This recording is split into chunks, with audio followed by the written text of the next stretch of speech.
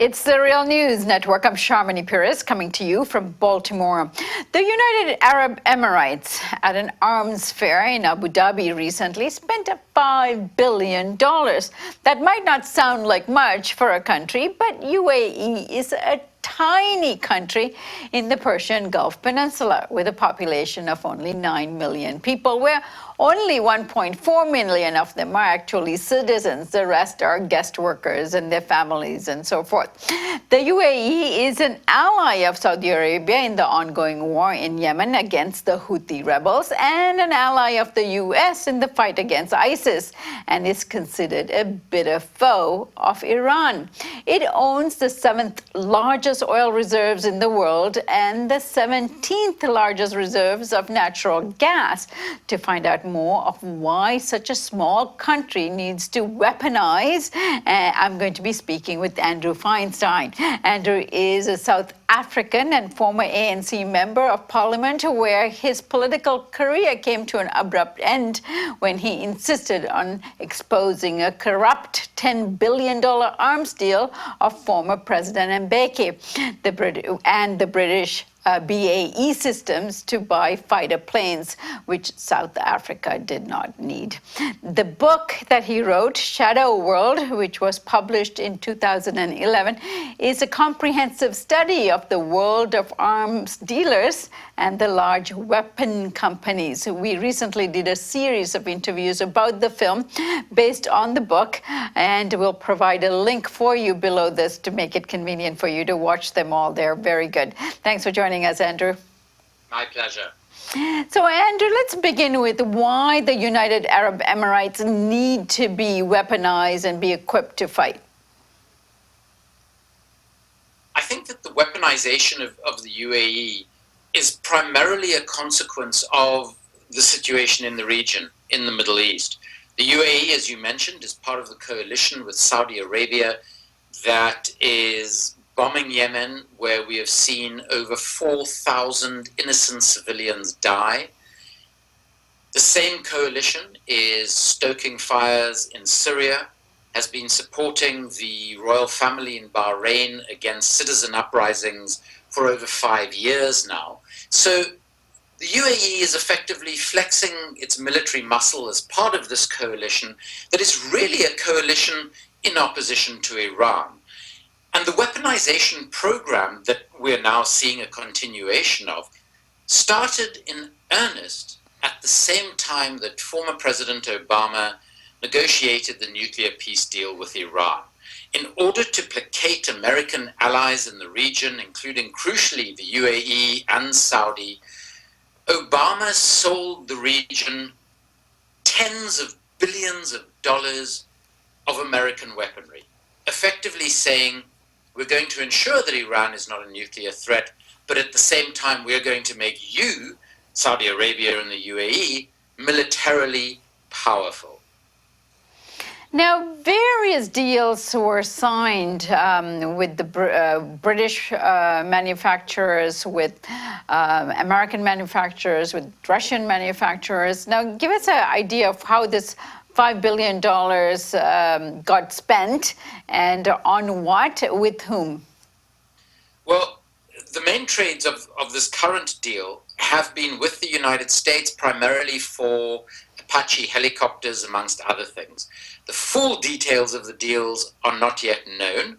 What we assume, though, is that in addition to that part of the deal, we think that the UAE has also been purchasing a number of other equipment, as you mentioned, from BAE British, which is the main British arms company, who have been responsible for providing the coalition with the bombs and missiles that are being rained down on the Yemeni people by predominantly American and British-made jets. In addition to which, it is also worth noting that British advisors have supposedly been assisting the coalition in their targeting in Yemen. Now, again, to repeat, as I mentioned, that these targets have taken the lives of at least 4,000 innocent civilians, and according to a UN study, at least 1/3 of the bombings have targeted civilian targets: schools, hospitals, places of worship, agricultural land. So we think that a lot of this equipment is probably going to resupply the coalition with equipment that has been utilized in Yemen already.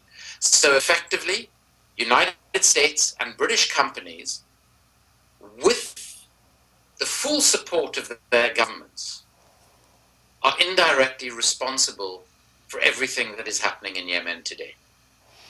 And give us a sense of how U.S. And Russian arms manufacturers come into the picture in terms of, usually when you buy arms from the U.S. Or U.S. companies, it's a different stream of compatibility than from the Russians. Are they trying to buy influence here with both countries? Absolutely.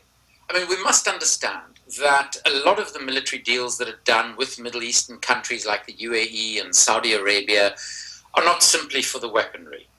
Before this assault on Yemen, these people's involvement in Syria, their involvement in Bahrain before then, so around the time that I was researching the book, The Shadow World, it was estimated that there were somewhere upward of 70 jet fighters that the Saudi Arabians had bought that had done nothing more than rust in the deserts of Saudi Arabia.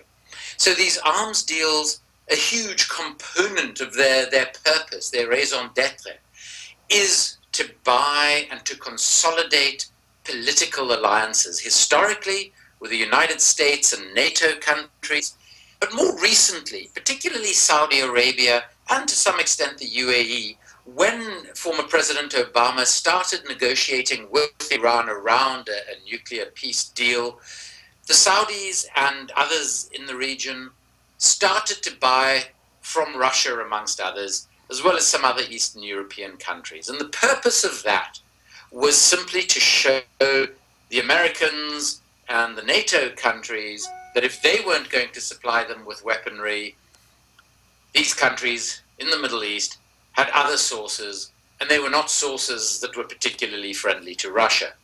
Of course, since then, and with the election of Donald Trump, geopolitics has changed somewhat.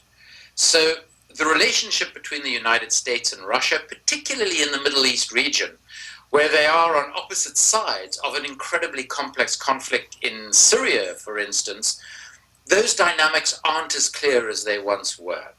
So for the UAE, for Saudi Arabia, to be continuing to purchase weapons from Russia, rather than being almost a snout to the NATO countries, including the United States, they might also be part now of a new geopolitical reality that we don't even fully understand yet. Right. Now, speaking of geopolitical reality, according to the Stockholm International Peace Research Institute, there's been a huge volume increase of arms sales to the Middle East.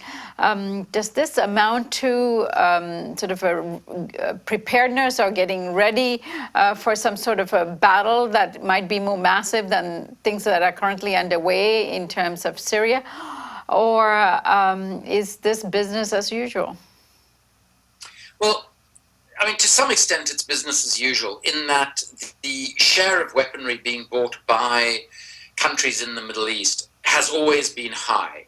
I mean, to the countries that we've already spoken about, we of course have to add Israel, which is one of the most weaponized countries on the planet and plays a crucial role in the region and in a strong behind-the-scenes alliance with Saudi Arabia.